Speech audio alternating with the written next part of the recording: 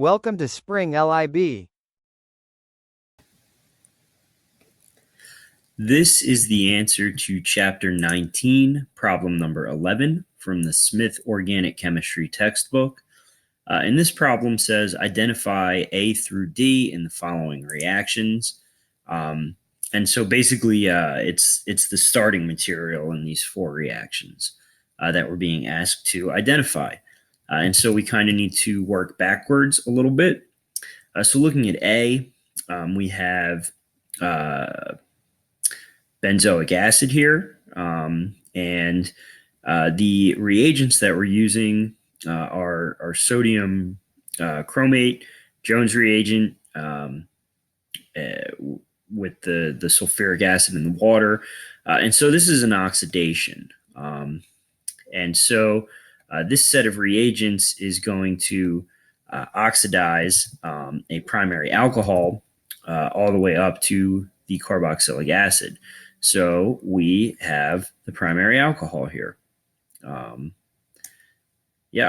so that's A.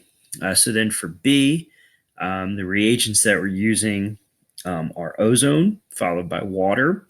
So we're doing an ozonalysis, and we're getting two equivalents of this carboxylic acid here, so acetic acid.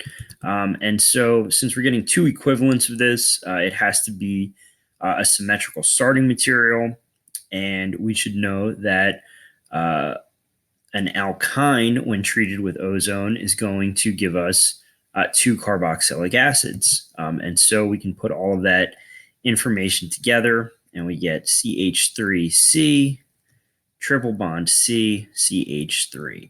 And so the ozonalysis, the ozone is going to cut right through that alkyne, and we'll get two equivalents of acetic acid. So then looking at C, we have this nitro benzoic acid as our product.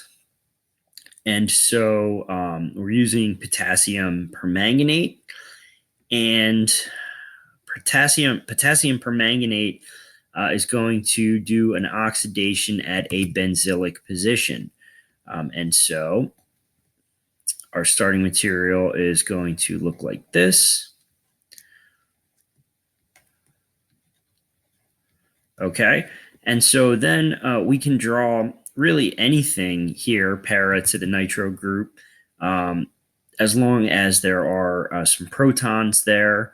And so the easiest way to do that is just to leave it like this. So the methyl group there, but it could be methyl, ethyl, probyl, butyl, etc.